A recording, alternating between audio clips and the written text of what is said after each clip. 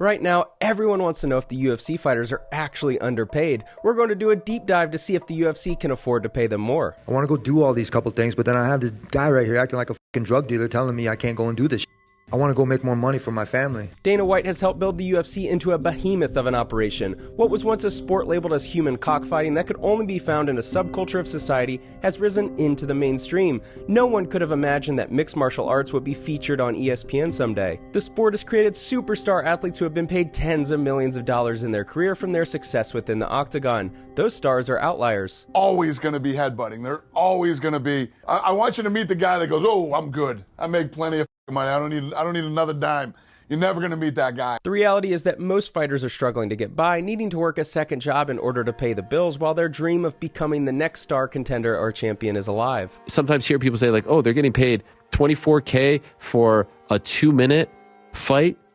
Do you realize what the 2-3 months leading up to that 2-minute fight are like for them? If you analyze the purse of a main event and tally up people's pay by the minute, it's easy to think the fighters are adequately paid. The average American makes roughly $4,000 per month in income, and even the low-end fighters on the preliminary card have the chance to make $20,000 in 15 minutes of fighting. That's not what they actually make, though. After the manager's cut, gym fees, income taxes, and payment to any other team members, most fighters are left with about half of what you see. And to make it even worse, that income number is only received after months of training, so you have to divide it by the number of preceding months since their last paycheck to determine how much is made per month. Everybody wants more money. One of the big problems with boxing, too, is that all those guys are overpaid. And every time they put on a fight, it's a going out of business sale. What has promulgated the UFC fighter pay issue has been the rise of non-professional boxing and the top boxers earning significantly more for one fight than UFC fighters. The most recent UFC card, UFC 274, had a title fight between Oliveira and Gaethje. The combined purse money, fight bonus, and sponsorship payout was around $1.5 million for these two fighters combined.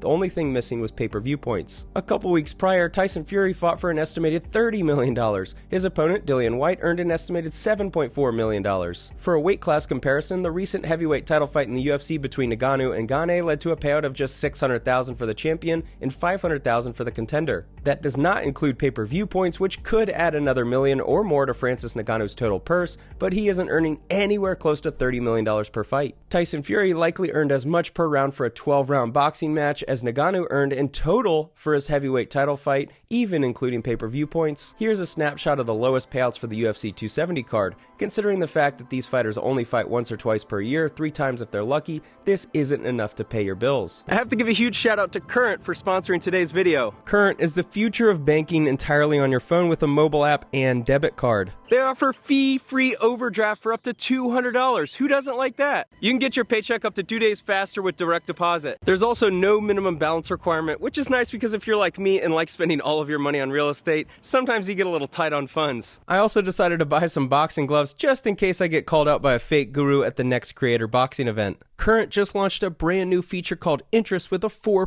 APY. 4%, that's 60 times the national average. 4%. Best of all, Current is helping me give away $500. That's $100 to 5 different people. It might not be enough for a fake guru course, but it is plenty for a nice dinner at your favorite pizza restaurant. We're about to get back to the video on these guys, but before you do, make sure to go download the app and use my code SPENCER100 so you don't miss out on the 4%. A majority of fighters aren't getting paid enough to survive, some are earning just enough, and even fewer become millionaires. I recruited one of my closest YouTube friends to help analyze whether the UFC can pay their fighters more. So Endeavor Group Holdings is a $9 billion company.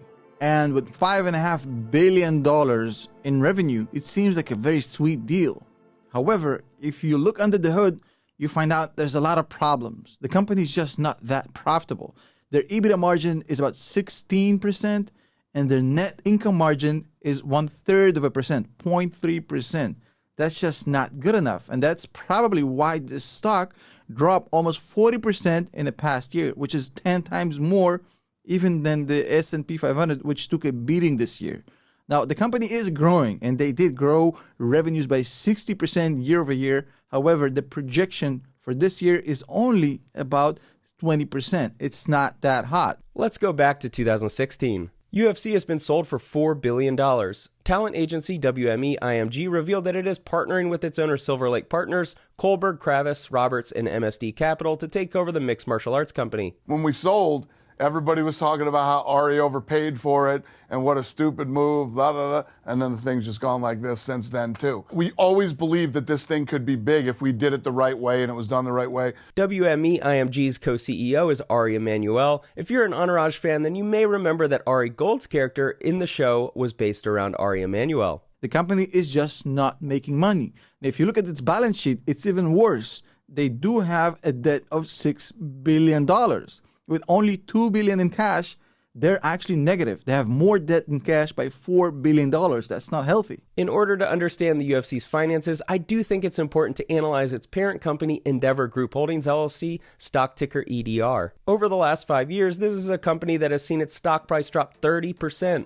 When Tom and I first began looking at the topic of the UFC and fighter pay, we immediately thought that the UFC might be headed to bankruptcy given the finances of its parent company, but you'll see the reality in just a minute. However, the UFC is a whole different animal. The UFC is about 20% of the business. The Endeavor Group has 3 lines of business, which is the UFC, their event business, and the representation. The UFC is only about 20% of that. The representation is about 20% of that, and 60% of the business is the events. However, the margins on the events are very low, about 16%. It's not that good.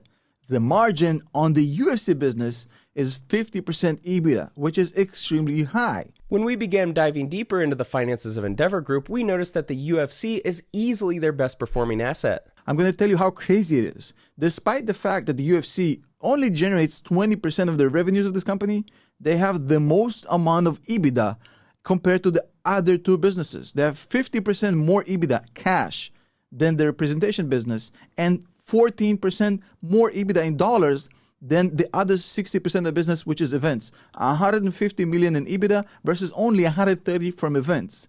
And the events are generating $3.5 billion of revenue. UFC only generates about $1.2 billion. That's it. So the UFC, it seems like the best part of this business, and everything else is kind of shaky. Once we took a deep dive into the quarterly filing, we realized that the UFC was the major breadwinner of Endeavor Group and is a company that is thriving financially. After Tom analyzed the balance sheet of the UFC specifically and shared his findings with me, we both came to the conclusion that there is plenty of money available to pay fighters more. The UFC is on pace to cross over $1.2 billion in revenue for the year 2022. With 50% EBITDA margin, it does feel like there is plenty of money left over to increase the profit share on the fighter side. The Endeavor Group stock is down 44% in the year 2022 so far. The parent company may be struggling mightily, but that's not because of the UFC. You can't build a league like that. You can't build a sport. You can't have 750 fighters under contract, making money, feeding their families every year. You have to run a business. I think this is the intersection that fighters find themselves stuck in with Dana White right now. They want more pay, and he wants to run a profitable business that has the opportunity to continue to grow. We built a business model where they share. If you're the champion, you share in the pay-per-view revenue. There's been some special occasions where we know you're bringing in the money too, that you're a big draw. UFC pay follows a similar chart to nearly every other industry, which is 80% or more of people are just getting by, another 15% are comfortable, and the final 5% forms a hockey stick curve. The top stars of UFC are now earning multiple millions per year, but they are the outliers. A majority of fighters are fighting for $50,000 or less and require a victory or 2 to reach the 6-figure mark. And the truth is, you get some of these guys that you can walk in and say, I want $30 million, okay? Based on what? I do too.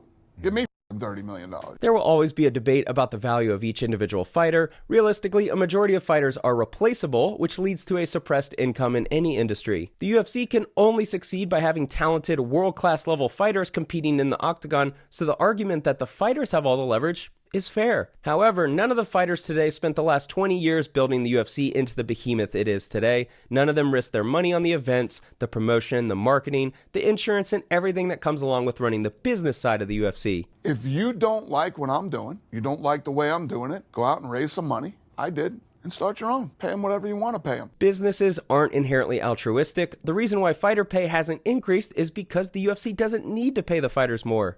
That's what that clown from Triller was saying. He came out with a statement, I pay my ushers more than he pays his fighters. You know how much money that guy's lost in the last 2-3 years? Crazy money. The business is making more money than ever. New champions are being crowned every year. The sport is gaining popularity, and the best talent is fighting for the UFC. Why would they need to pay the fighters more? And you're never going to have the guys on the other side worrying about the business of the sport.